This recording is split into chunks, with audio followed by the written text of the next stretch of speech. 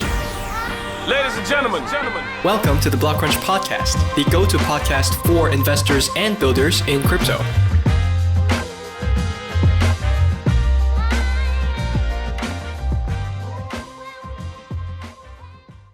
And before we get started, just a reminder for you guys out there, the BlockCrunch podcast is intended for informational purposes only. Neither the host nor its guests are licensed financial advisors, and nothing discussed should be construed as financial advice. Views held by BlockCrunch's guests are their own, and sponsorship messages do not constitute financial advice or endorsement. With that out of the way, let's jump right in. Today's episode of the BlockCrunch podcast is brought to you by Protocol Labs, the guys behind Filecoin. And with me today is Colin Efren, who leads ecosystem at Protocol Labs. So Colin, can you give us a brief state of the Filecoin ecosystem today? So Filecoin is almost 15 exabytes of storage capacity and 463 petabytes of real storage data. And if you take all of Web3 storage protocols, Filecoin powers 99% of total storage capacity and 95% of storage utilization. In 2002, 70,000 developers were exposed to Filecoin through our various hackathon partnerships, and 500 startups are actively building on Filecoin, ranging from Series seed funding to Series D funding. In aggregate, they've raised about $500 million in capital and continue to grow into 2023. Hello there. Now, before I move on, I'd love to thank the hundreds of you who have subscribed to BlockCrunch VIP, because with your support, I've been able to share my real thoughts on specific projects that I don't usually share on interviews in a format that I enjoy more, which is bi-weekly written posts. We've also been able to offer exclusive AMAs, sharing my investment frameworks, interactable models, and breaking down important trends before they become big. Now, we even had Elon Musk comment on one of our threads recently. So if you haven't already, head on over to theblockcrunch.com/VIP, and you can access dozens of hours of research for what you'd spend on a coffee a day. Hey everybody, welcome back to another episode of the BlockCrunch podcast. Now this week, I'm really excited to talk with the founder behind one of the most anticipated play-to-earn games in crypto, or maybe play-to-earn isn't even the right label anymore. So we're going to talk about that later. But this is one of the few games that I'm genuinely excited to play myself. And if someone asked me to describe what it is, I'd probably say it's kind of Pokemon plus Zelda plus Decentraland plus Axie, but it's also much more than just that. So to talk about one of the most awaited games in crypto, Illuvium, I'm really excited to have Kieran, the founder of Illuvium, on the show. And as a disclaimer, I am an angel investor in Illuvium as well. So welcome to the show, Kieran. Thanks, Jason. Always good to be here. Definitely. So let's kick us off from the beginning. So how did you decide to start Illuvium? Like, did you grow up playing games? What kind of games did you play? So I grew up in a household with three brothers. And so we were always super competitive. Our dad was into computers really early on. Unfortunately, we only had Macs to work with. So the games that we had were quite limited, but we always had, Atari, Nintendo, and we were essentially just always playing games as we were growing up. And we continued that through our teens and then into our early 20s and stuff like that.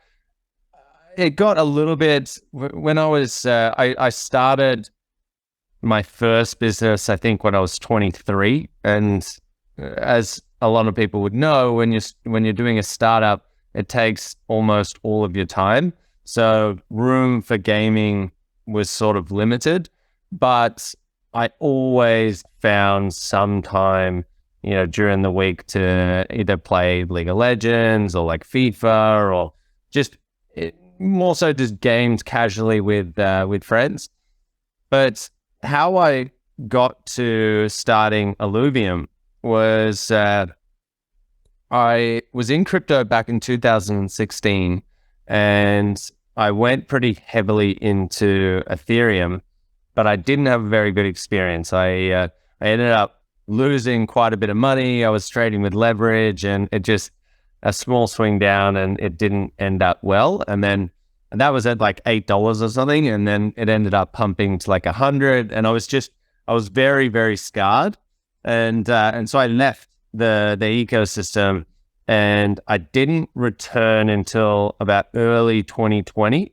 And that's when things really started to kick off. It was, what they call the DeFi summer.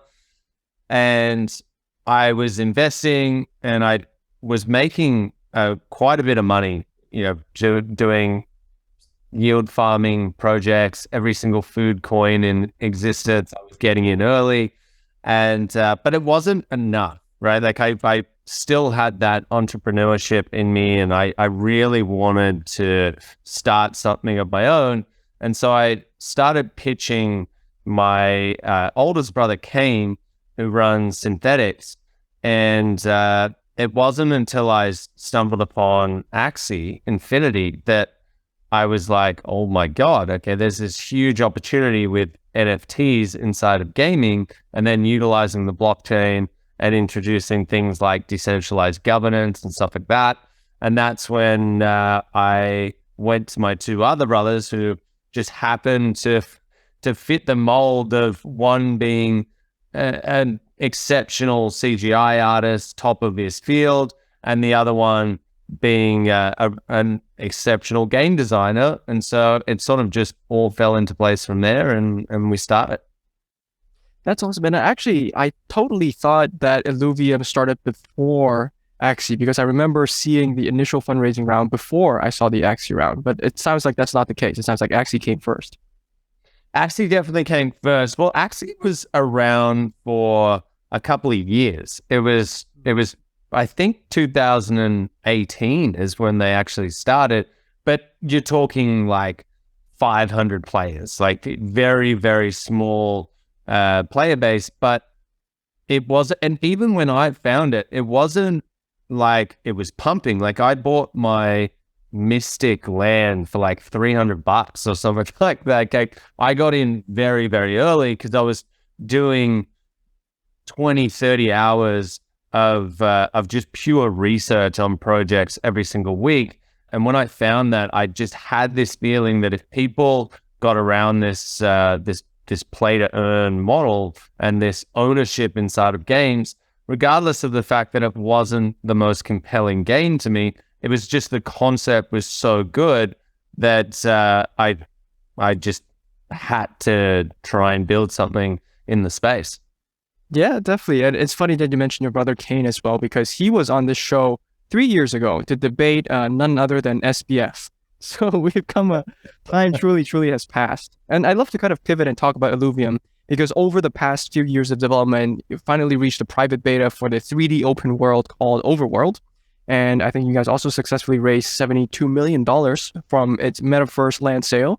I think you guys sold 20,000 plots of virtual land. So there's a lot to cover there. But for newcomers first, what exactly is Illuvium, and what can people do with it?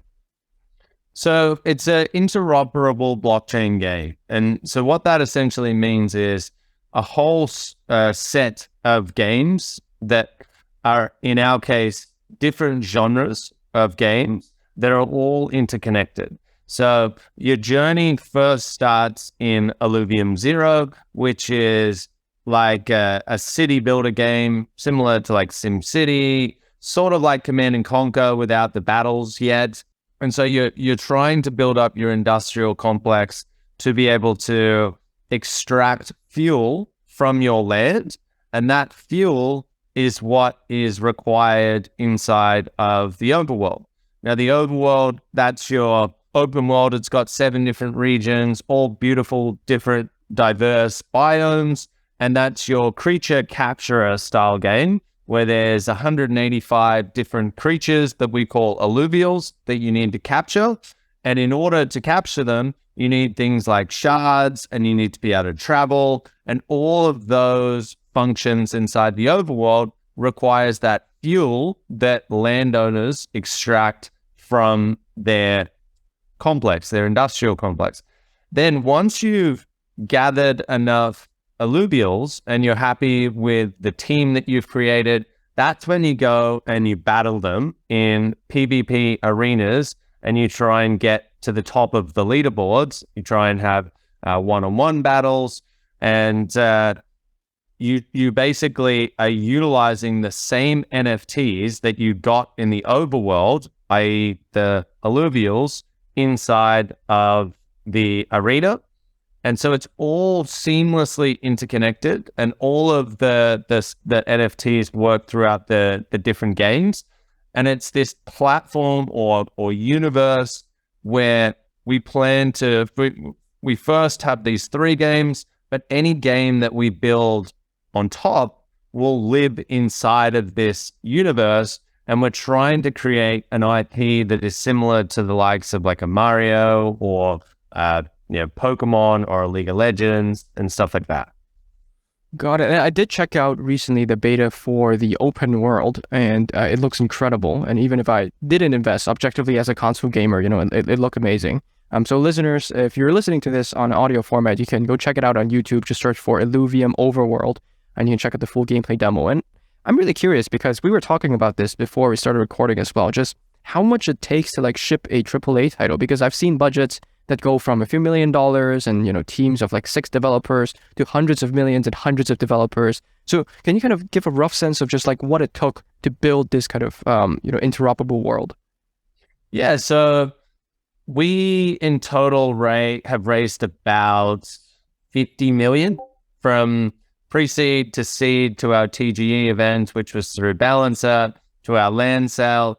And we've used up about, I would say like 65, 70%, but we're very, very near the finish line of being able to open it up. So a substantial amount of development costs has gone into it, around about 30 to 35 million at this point. In terms of what it takes from a resourcing standpoint, usually I would say like a team of 300 to 400 people in a typical studio. Now, we've done it with, I think at our peak, we had about 220 in total across all the different departments. Now we've optimized our team and we've scaled it back a little bit, and we've got around 160. But the difference that we have is we don't have any junior developers or junior artists in our team. Like, we've literally only got seniors and above. And the reason is we don't have the ability to train people up and like a normal studio does. We've literally got a very, very sharp timeline that we need to adhere to and get the game out. And so our recruiting has been really important to get the right people, poach them from studios where they were leads or department heads, or at the very least senior developers that have 10, 15 years experience in designing games, building games, doing the art for games, doing the tech for games. And so we've been able to build out 3 AAA games faster and more efficiently than your traditional studio where people come into work, they work 9 to 5, they've got a boss and a boss and a boss. And there's something to be said as well about what I call a decentralized studio as well. I think they're much more efficient than typical companies. That's quite interesting. And before we dive into the actual game and the token economy itself, I'm really curious because, as an investor, I've always almost shied away from investing in games because of how much capital and resources it takes, and the fact that it's quite different from startups where, you have a team of like 5 developers, you build a very simple product, you ship it, you see if anyone bites, and you kind of iterate from that. But then for games, it seems like you really only get one shot to launch like a big game. You can't just like build on top of the game. And there have been examples of like AAA titles that launch before they're fully finished, and that never ended really well. So I'm curious, as a founder, how do you navigate that? Like, how do you know that, hey, this is the game that we should be shipping, this is ready, versus, hey, a traditional startup where you have a more iterative approach?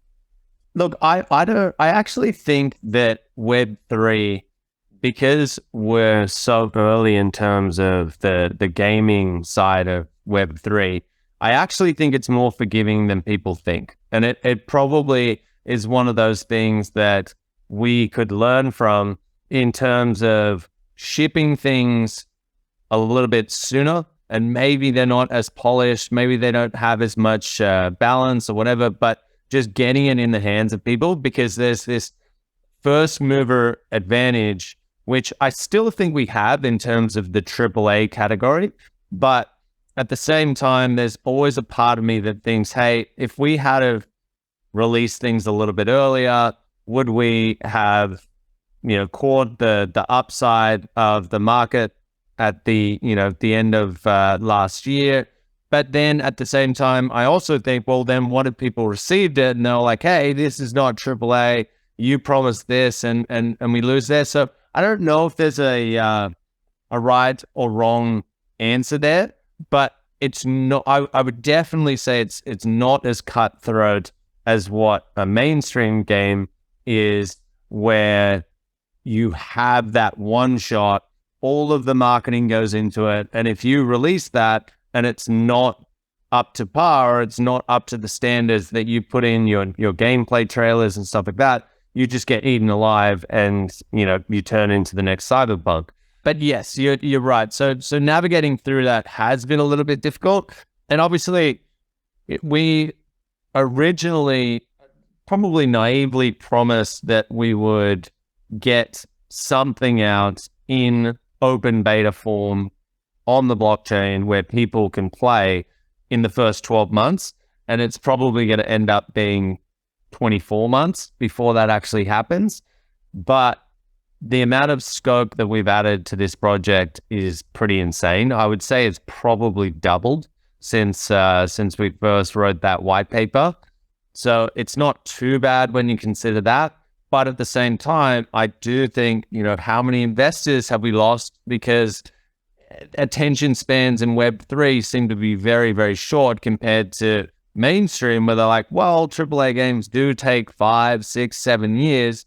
So we're sweet if you delay it by only 12 months, Yeah, definitely. And I'd love to dive into the actual game itself because, many Web3 games out there, when I look at the actual gameplay, honestly, many of them can exist without blockchain elements.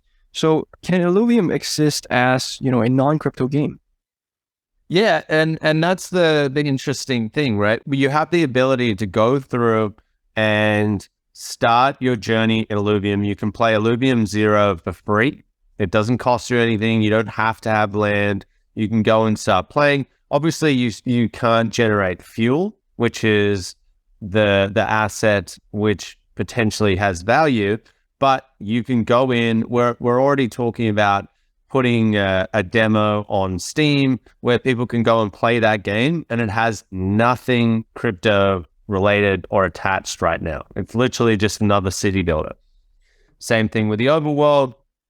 You have the ability to go in there and capture these tier 0 alluvials that don't cost you anything. They are still NFTs because we didn't want people to feel like, hey, I don't have ownership over these assets, but it doesn't cost you anything to go to a tier 0 region. Doesn't cost you anything for a tier 0 shard. You can cure them without any money being laid out. And same thing with the arena, right? You can then go and take those tier 0s that you caught for nothing, and you can start battling with those tier 0s. So you can try all of our 3 games right now, and this will continue on with every single game that we build in the future.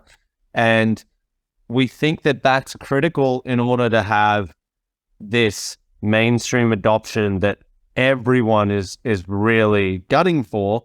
You can't have barriers to entry like Axie did, where it was like $900 to start playing, and then you get in and you're like, you know what?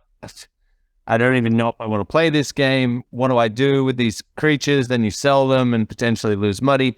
That sort of experience is very lackluster for just your typical gamer. And in terms of the actual activity in the games, it seems like the primary means of monetizing now for Illuvium as a company is through land sales and NFT sales. But over the long term, is that the primary means for Illuvium to become sustainable, or are there other ways to monetize?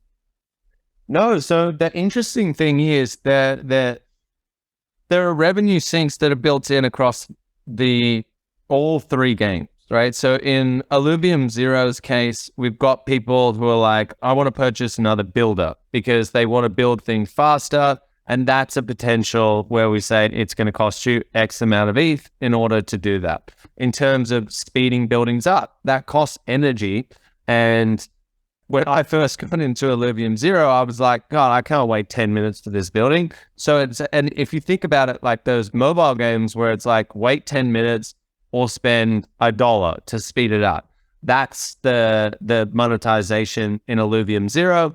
Then in the overworld, if you want to go and collect tier 1, tier 2, tier 3, the stronger alluvials outside of the free tier 0s, you need to go into regions where it'll cost you a little bit of ETH to travel there. It'll cost you a little bit of ETH to cure shards. It will cost you a little bit of ETH to fuse alluvials, which means getting 3 of the same alluvial at the same stage. You can fuse them together, which burns 3 NFTs in a deflationary mechanism and will give you 1 stronger stage 2 of that alluvial. But again, that costs a little bit of ETH. So all of these transactions are built into the overworld. And then things like tournaments and Leviathan battles where you go up against people, there's fees that are incurred with that as well. And you might think, and maybe the listeners are thinking, whoa, there's just muddy sinks everywhere. Like what's the deal with that? That's insane. But this is where the decentralized economy and studio comes into play, because baked into our tokenomics are revenue distributions. So what that essentially means is all of the monies that go into all of these games, all of the fees that are generated through skins as well, which if you think about like Fortnite, that's their main revenue generator. We have skins as well. They cost a little bit of money.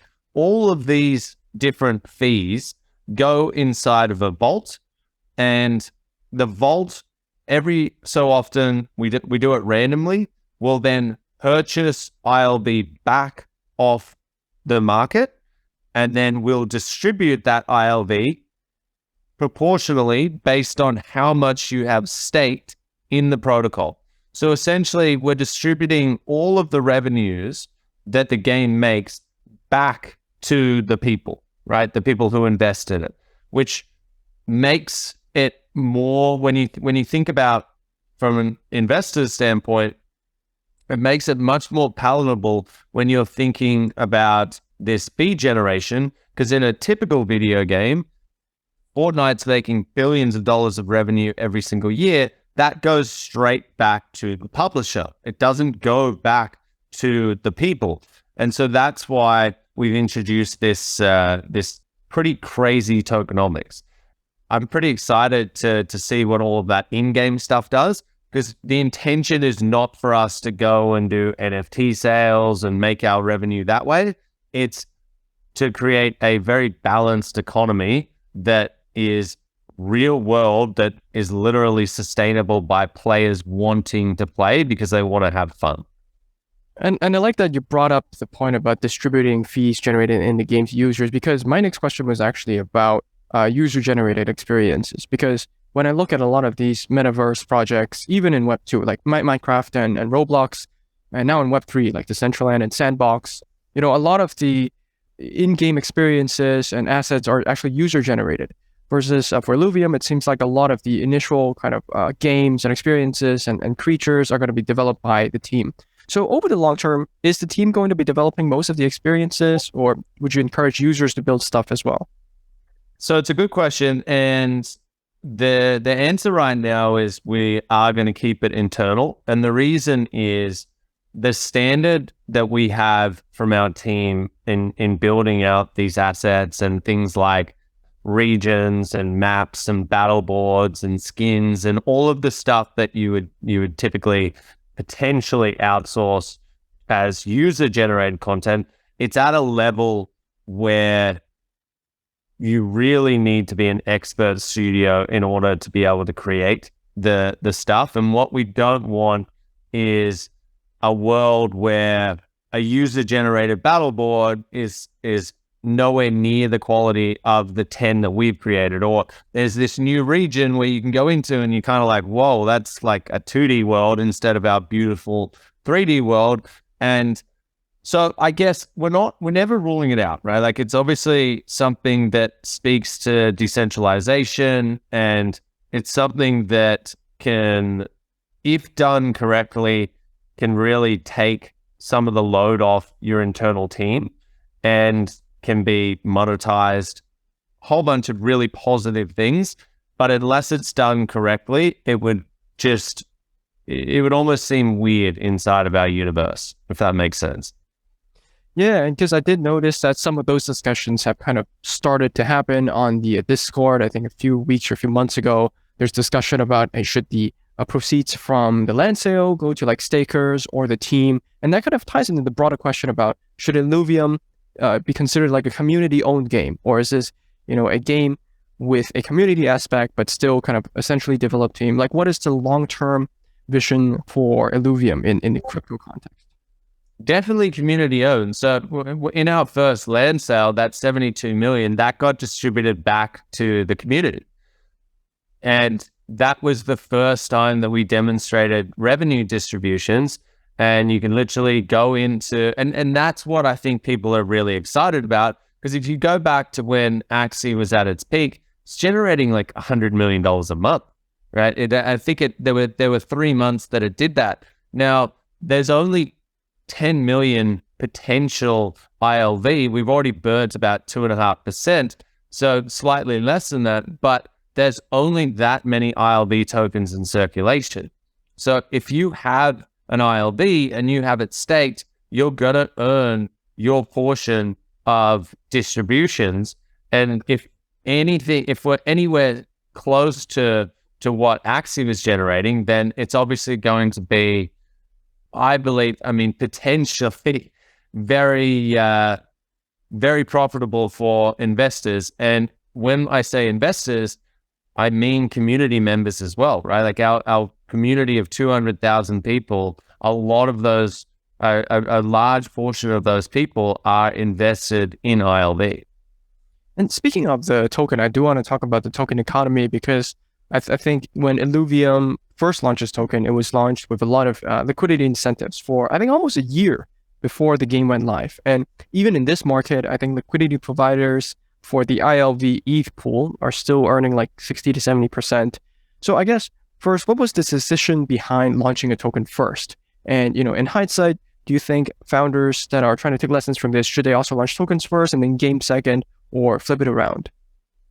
Look, we used it as a capital raising vehicle, and it was the only way that we were able to. I mean, if you have $50 million lying around, then don't launch a token first. Definitely go or if you want to do a SAFT and then a SAFE and release the token later, and you have investors that want to buy into that, the problem with that is it's not going to be decentralized. In order to do those sort of agreements, you need to have a corporate entity. Whereas how we raised our initial money is we literally said, we're a DAO and we've got this pre-ILV token out there. There's 5,000 holders of that. And if you want, and the pre-ILV was eventually converted into ILV, but we basically said without any agreements whatsoever, if you want to purchase some ILV tokens in this sale, you hand over your money and we will send you the tokens. That was it. Was one of the largest raises at the time that was done that way without any sort of agreement. And it made sure that before we'd even received capital, that we were truly decentralized, which I think has massive, massive advantages when you're talking about, are projects really a DAO? Are they decentralized, or is it just this guy's in front of a corporate entity? We can truly show and demonstrate that we are decentralized. That makes sense. So I guess the high inflationary rewards in the beginning was mostly as a quicker way to kind of distribute the tokens out as soon as possible, right? Well, it was a 3-year program, but what we wanted to do, the reason we had such a large portion, 30% as liquidity mining, is we wanted a large amount of liquidity in the protocol, and we achieved that. We've been the largest liquidity pool on Sushi for the last 18 months. So we achieved that, but we also wanted to efficiently distribute tokens in the most decentralized way. So we now have like 28,000 ILV holders. And so when you're talking about like who owns most of the ILV, it's very, very heavily distributed across many, many jurisdictions. So again, speaking to that DAO first model. I really like this discussion because it's such an interesting trade-off that founders have to make. Either you decentralize as quickly as possible and dedicate a lot to inflationary rewards and get that liquidity, or you retain as many tokens as possible to create like a massive war chest, but maybe you don't have any liquidity and people can't even, interact with it. So I think that's such an interesting kind of decision the founders will have to make. And I'm sure there's a lot of lessons they can learn from this. And speaking of the token side, you guys decided to build on ImmutableX as well. So I'm curious, what was the rationale behind that? Did you guys try building on other chains first? And how did you guys arrive at that? So we never wanted to, it was never an option to build on any other sidechain. Security is paramount for us. And we also wanted to build where A, the devs were, but B, where the people were. And where the money, the main driver of money inside of crypto was.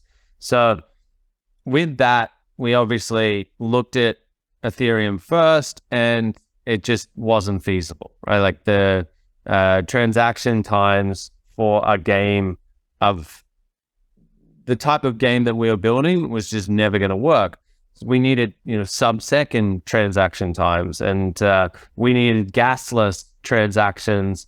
And so we went on this search, and it was lucky because it was right when L2 started getting a little bit of traction.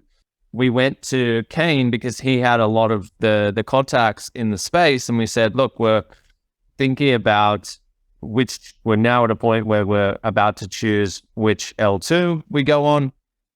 Can you give us some introductions? We did some research.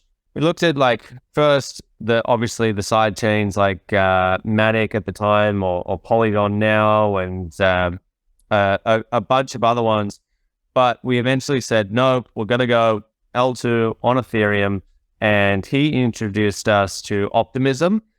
What didn't work with Optimism was the latency of withdrawing your capital. And at the time, I think it's a bit better now. I think it's down to 5 to 7 days to withdraw from L2.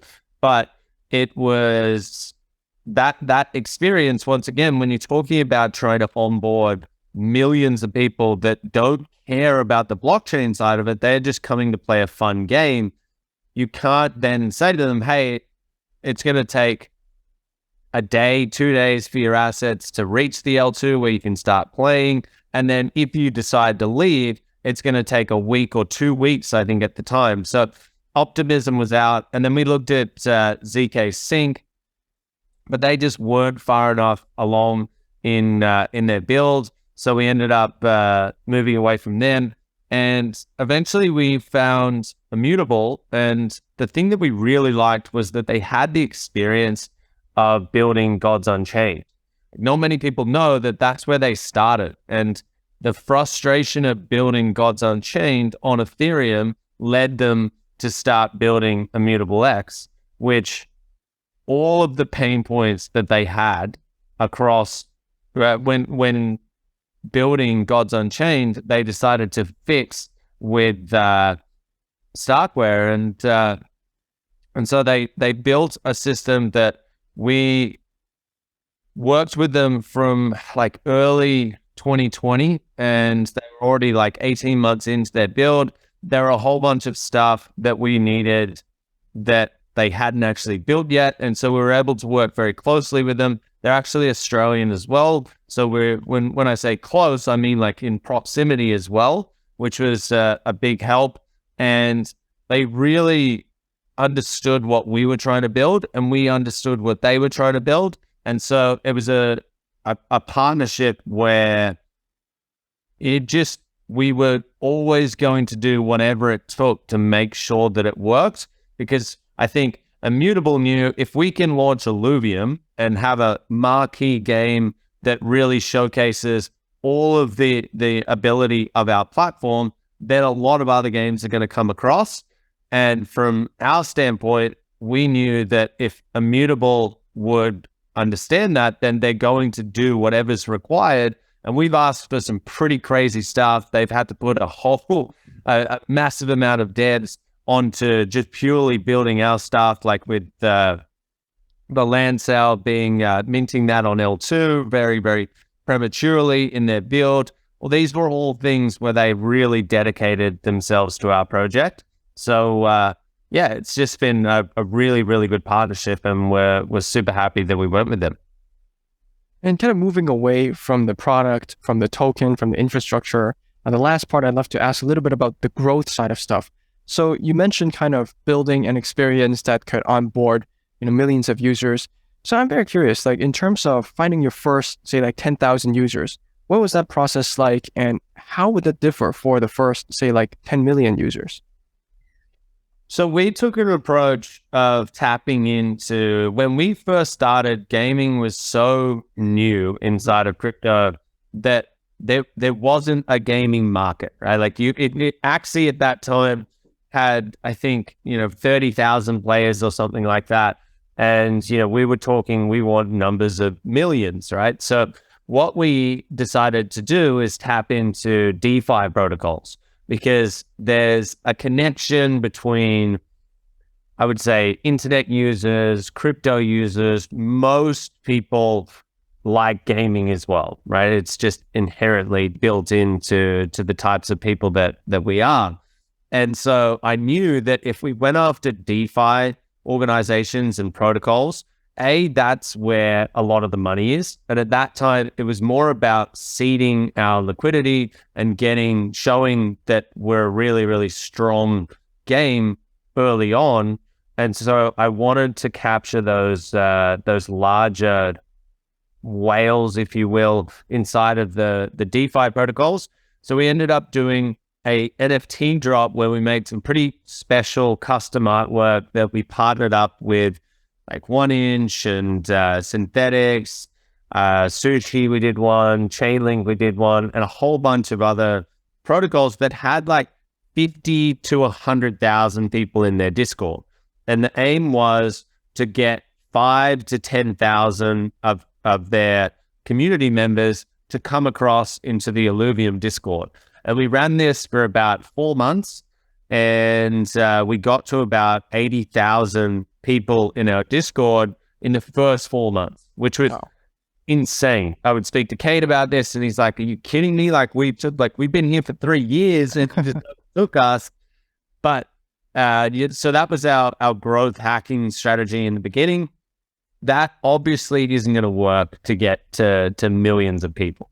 So our plan to reach the masses once we get to open beta is to start tapping into the communities where there are already players playing the types of games that we're building. So we'll go after Clash of Clans players when you talk about Illuvium Zero. We'll go after Pokemon players when you talk about the overworld, and we'll go after League of Legends players when you talk about the auto battle. So it's somewhere in the vicinity of about 150 million TAM in terms of our addressable market inside of the 3 genres that we're building.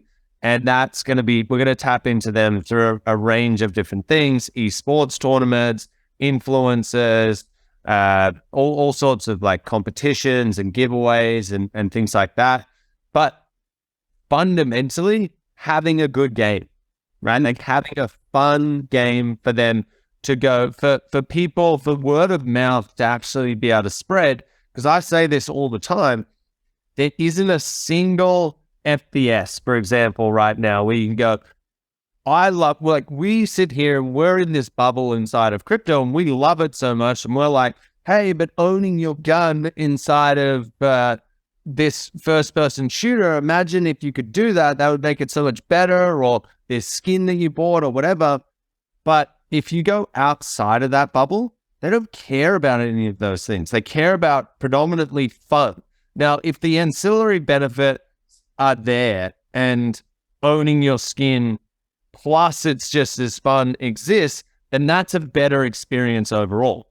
But there isn't a single game where you can say, hey, put down Fortnite or Call of Duty or any of these larger AAA games, because your friends will just go, no, like, look at the graphics of that, or look at the gameplay of that, or look at how janky that is. Like, you're living in a crazy world. I'm not living in that. And we're trying to be the first game where people can genuinely say, no, like, play this game and tell me that it isn't as good as the games that you're used to, except you actually have ownership inside of these. That's what we're trying to do. And I think that's going to spread like wildfire. And speaking of spread, I'd love to ask about the distribution platforms as well, because I think one thing that was surprising to me for Axie is that it showed that a majority of the users for them were mobile-based, which was really surprising because most of the wallet users are totally desktop-based. Like, I don't remember the last time I signed something on mobile MetaMask. So for Illuvium, how do you think about mobile versus desktop? So that was a big eye-opener for us as well. Like our types of games, you can play auto battlers on mobile, but they're predominantly played on desktop.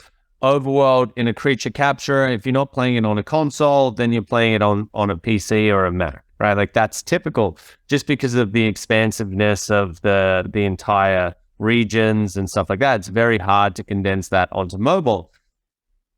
Then we had Illuvium 0, which was built using Unity and was always planned to be a mobile game. And we launched that and we're seeing higher player numbers on that than any other game. And I've just gone, whoa, oh my God, okay, this is a huge eye-opener. And I think it has to do with a lot of players coming from like Philippines and South America and these developing nations that don't have access to a high-powered PC or a Mac. And so the only chance that they have to play these games is on mobile. And obviously, casual games and the convenience of being able to just whip out your phone and start playing is obviously very appealing. But that's certainly been one of the big learnings from this alpha and beta release of all of these games is we need to get all of our games to mobile as soon as possible, right? Like there's just such a significant portion of the market is mobile based that with Illuvium 0 and with the Arena on mobile, I think we'll be okay. It's going to be a couple of years before we can get the Overworld ported over to mobile, but we have to focus on those two games getting to mobile as soon as possible. That's definitely a really interesting insight. I don't think, a few years ago, if you said, hey, we should build a mobile for crypto products, people would call you crazy. But now it seems so obvious in hindsight. And I'd love to kind of wrap up the interview by asking, in terms of maybe one or two things that players or prospective players should be excited about. What are some dates that they should mark down on the calendars so that they can check out maybe new drops or new developments, new launches? Yeah, so Illuvitas, which is probably going to end up being our fourth game. It'll be a card type game that we're currently building right now. Right now, it's only collections. That's going to come out, I would say, midway through March to be safe there. That's going to be a really exciting launch.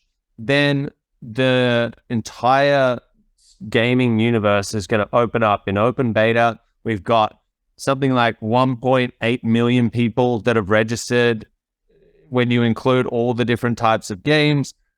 We're opening it up to all of those players all at once midway through this year. So like the culmination of 2 years of like 200 people putting in hundreds of hours a week is all ending up at this point midway through the year. And I'm really excited to check that out. And for users or for listeners who want to follow you or follow Illuvium and stay up to date, what are the best channels for them to do this? So I always say join the Discord. We do lots of, there's obviously lots of education there. Our moderating team are exceptional. There's like 20 of them that are in there. Different language mods if you're not a English native speaker. And that's really where your journey should start. I would register for the alphas and the betas. We're going to continually expand how many people we let into those games as we move into the open beta. And then follow us on Twitter. If you want to follow me on Twitter, I'm pretty active on there. Sometimes I'm trolling people, sometimes I'm giving leaks and stuff like that, but I try and keep it a little bit fun. But yeah, they're definitely the channels that I would check out. Definitely. I will include those in the show notes below. Well, Kieran, thank you so much for coming on the show. It's been really exciting to learn more about Illuvium, and I really encourage people to go check it out as well. I'm really excited for the launch. Thanks for coming on. Thanks, Jason. Appreciate it. All right, that's it for this week's episode of the Blockcrunch podcast. So thank you so much for tuning in. If you enjoyed this episode, please make sure to subscribe on your favorite apps. And in case you didn't know, this interview is also available as a video on YouTube. And if you tag the Blockcrunch on Twitter this week and tell us what you liked about this episode, I'll be sure to respond to you as well. Now, if you'd like to go even deeper, we have a VIP tier where every week or so, we write an in-depth research brief or investment memo on a project. And we'll have exclusive AMAs with myself where I answer all your questions as well.